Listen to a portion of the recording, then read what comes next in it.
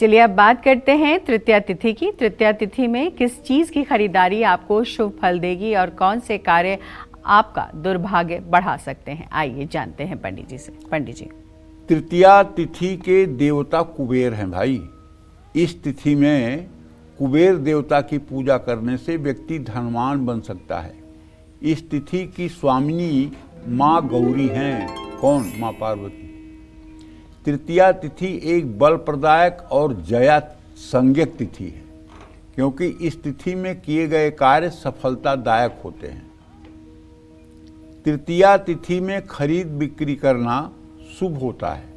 इस तिथि में सैन्य, शक्ति संग्रह और कोई कचहरी के मामले निपटाना, शस्त्र या वाहन खरीदना जैसे काम करना अच्छा माना जाता है। दोनों पक्षों में तृतीया तिथि बुधवार के दिन पड़े तो मृत्यु योग बनाती हैं। इसमें कोई भी शुभ काम नहीं करना चाहिए, ध्यान रखिएगा। जिस दिन तृतीया हो, बुधवार हो, उस दिन कोई काम ना करें। शेष दूसरे दिन हो तो कर सकते हैं। किसी भी पक्ष में मंगलवार को तृतीया पड़े तो निश्चित रूप से सिद्ध योग बनता है। इसमें कोई भी शुभ कार्य आप करेंगे तो आपको सफलता मिलेगी। इसी तरह से तृतीया तिथि के दोनों ही पक्षों में भगवान शिव का विशेष पूजन नहीं करना चाहिए, ये बात भी ध्यान रखना चाहिए। जय मां विंध्यवासिनी।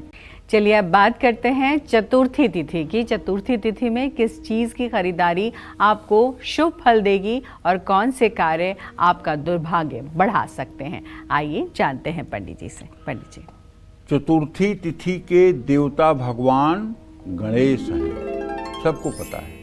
भगवान गणेश का पूजन सभी प्रकार के विघ्नों को शमन करता है, नाश करता है। ये एक रिक्ता तिथि है। चौथ, चतुर्दश, नवमी रिक्ता। रिक्ता कहते हैं जो खाली हो। इसे शुभ तिथियों में स्थान नहीं मिलता। इस तिथि में शुभ और मांगलिक कार्य करना शास्त्रों में वर्जित किया गया है। चौथ, चतुर्दशी और नवमी के दिन कोई भी शुभ कार्य आप नहीं कर सकते, लेकिन अगर शनिवार का दिन हो और चौथ, चतुर्दशी, नवमी तिथि हो तो ये सिद्धा की तरह फायदा करती है। चतुर्थी तिथि किसी विशेष साधना या अनुष्ठान करने के लिए शुभ है। दोनों पक्षों में चतुर्थी तिथि शनिवार को पड़े तो शुभ होती है। इस तिथि में कार्य करने से शुभता आती है और स्थिरता मिलती है। लेकिन कृष्ण पक्ष और शुक्ल पक्ष में चतुर्थी तिथि का गुरुवार को आना अशुभ और कष्टकारी माना जाता है। जय मां विंध्यवासिनी।